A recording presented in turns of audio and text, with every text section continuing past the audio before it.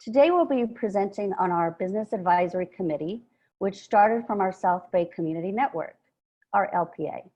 Our presenters today are Katherine Sanders, who's an employment specialist from San Andreas Regional Center, Ivon Perez, who is an employment specialist from Expandability, which is powered by Goodwill, Ms. Jacqueline Adams, who's our workforce developer from Milpitas Unified School District, and I'm Annette Rodarte, co-region manager for Region 3 from Milpitas Unified School District.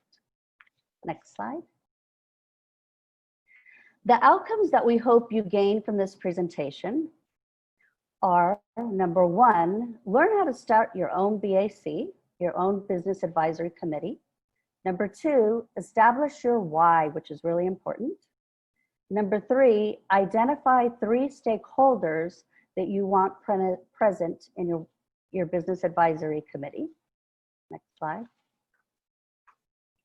Our agenda for today is the why, and we'll be going over that more. The how to get started for your Business Advisory Committee. We will also go over one of our first events that we had last year, and also we'll be doing another one this year, which is our employer panel event. We will be, number 4, we'll be discussing some best practices that we've learned through this process in our committee. And then number 5, we will have some questions, which we will provide a link at the end of this meeting. Next slide. Thank you, Annette. This is Ivon with Expandability Programs at Goodwill of Silicon Valley. Why having a BAC and why now? The core of the local partnership agreement is to identify ways to increase opportunities for individuals with intellectual and developmental disabilities to prepare for and engage in competitive integrated employment. To accomplish this, employers needed to be involved in the LPA.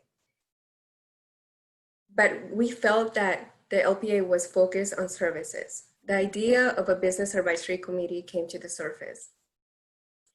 We began exploring the reason why we needed to have a BAC and the reasons why it was needed. We painted a picture of the desired outcomes without thinking of any limitations. Our mission and vision surface. You will find our mission and vision on the BAC how-to guide. Once we had our mission and vision, we started working on the how. Katherine will be sharing with you more about that shortly.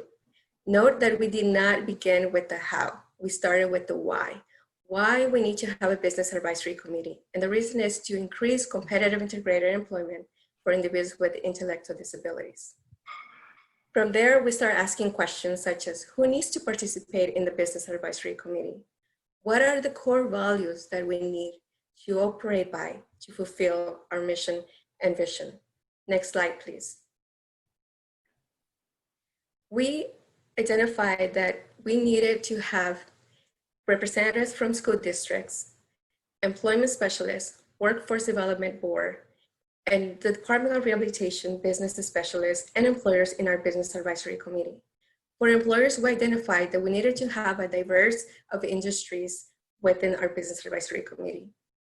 In our area, sometimes we tend to focus on the retail industry, but we have to keep in mind that the individuals that we serve have different desires and dreams. Some of them want to be in the technology industry, so we wanted to have employers in those industries.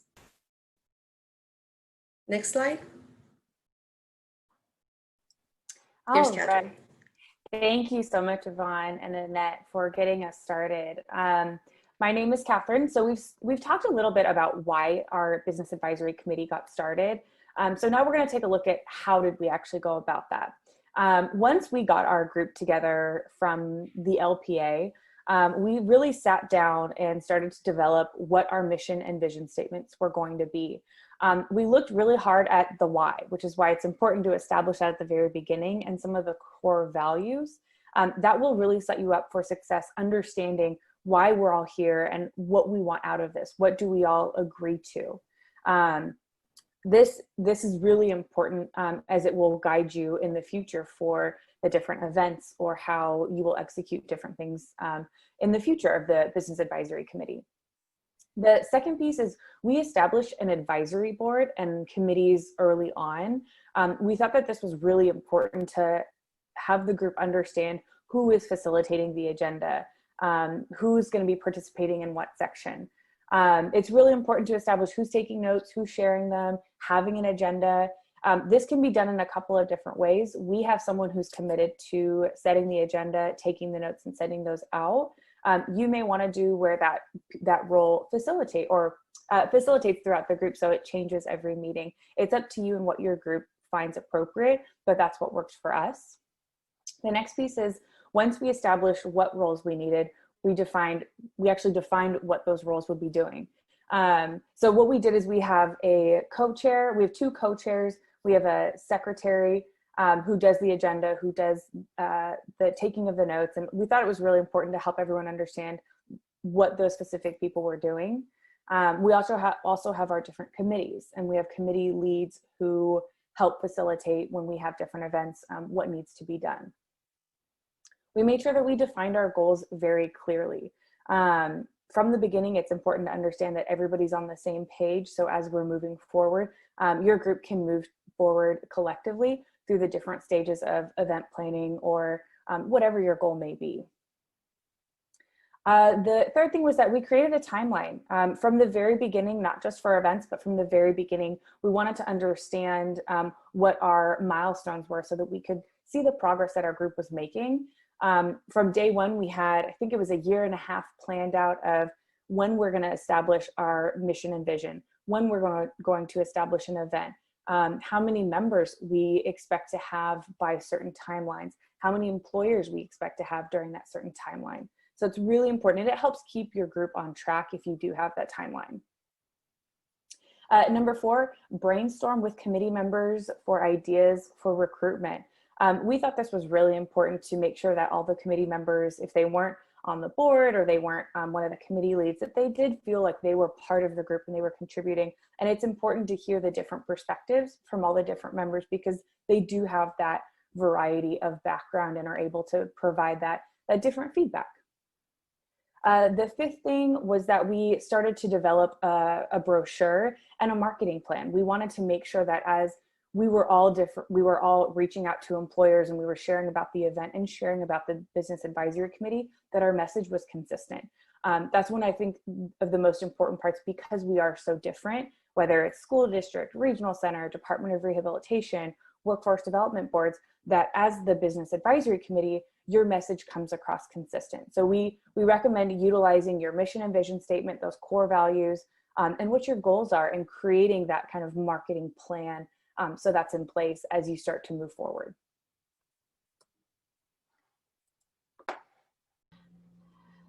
Hi, I'm Jacqueline from Milpitas Unified School District. So you heard Katherine mention about brainstorming, how we were going to engage employers. And so after our brainstorm, we decided that we would do an employer panel event, that would be the best fit for our area and for our group.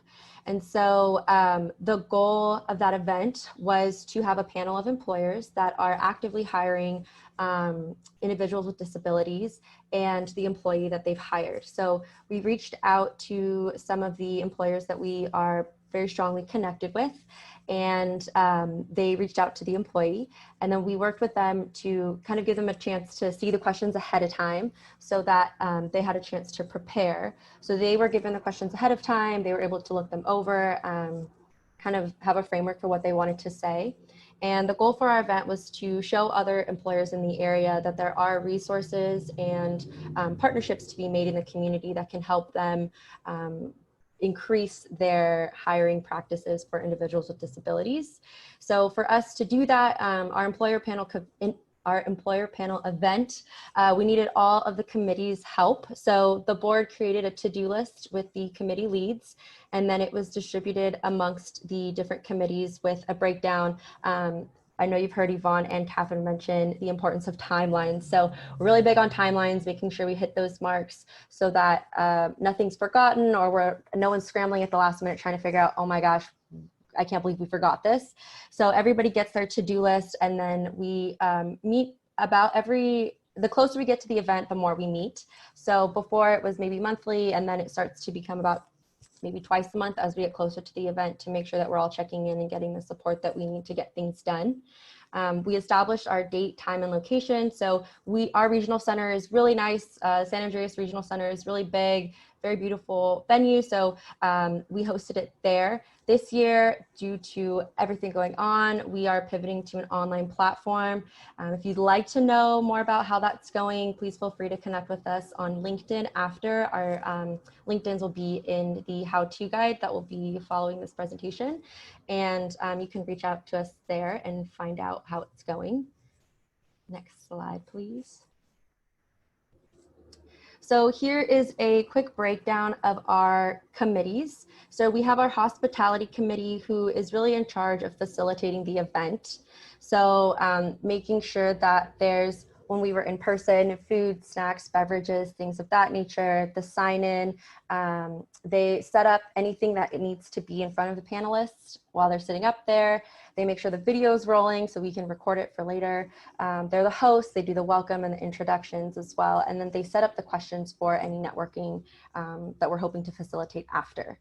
The social media committee is a lot of fun, in my biased opinion, since I am that committee's lead. So we are in charge of setting up things like save the date, setting up the Eventbrites, and just collecting content to post on our social medias. Right now we use Facebook and Instagram, and we are revamping our website currently as well. For our save the date, if you're looking for free resources, Spark by Adobe is free, super easy to use. So is PictoChart, another great free resource that we use as well. Our business recruitment committee, they are in charge of recruiting the panel members, making sure they're prepared, making sure they have everything they need ahead of time, as well as working with the committees at large to invite employers for our audience. So they kind of set up the a really nice spreadsheet that includes who is being reached out to, what industry they're from, who's going to be doing the contacting, as well as what their RSVP is, so that we can all keep track of who's being recruited and we're not double dipping, so to speak, and asking someone multiple times if they've already been asked. And then our last committee is our content development committee, and they are the ones who do all the meat and potatoes, so to speak, of our marketing and things of that nature. So they create the questions for the panel, so what we'd like to hear from them. They develop the program with the bios of everybody who will be speaking.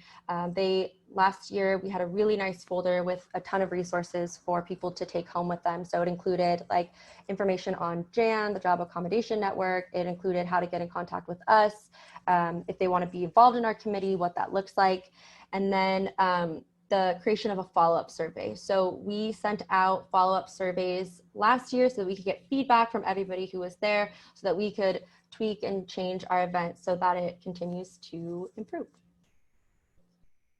And I think with that, it's on to Ivon again. Thank you, Jacqueline. I just wanted to emphasize the importance of following up with your participants, event participants, within 48 hours from the time the event took place. Last year, we had our BAC members who invited employers follow up with them and send them a thank you email or a thank you card.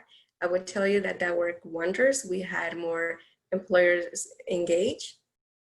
The other things that we did, that we suggest that you do, is have a post-event review within that week, because everything is fresh on people's minds, and you would get better feedback from the people that participated in that event.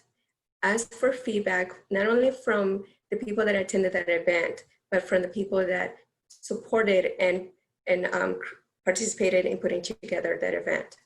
Follow up on social media. Collect marketing and media materials. Put all of this together in a common gallery so you have a pool of materials to pick from for all your marketing needs. It is very important that you keep things, that you share these pictures on social media when the attendees have this fresh in their minds. Create a highlight reel that you could use later on. Arrange an after meeting where you invite employers who show interest in becoming board members of the BAC, and follow the 10-3 one rule.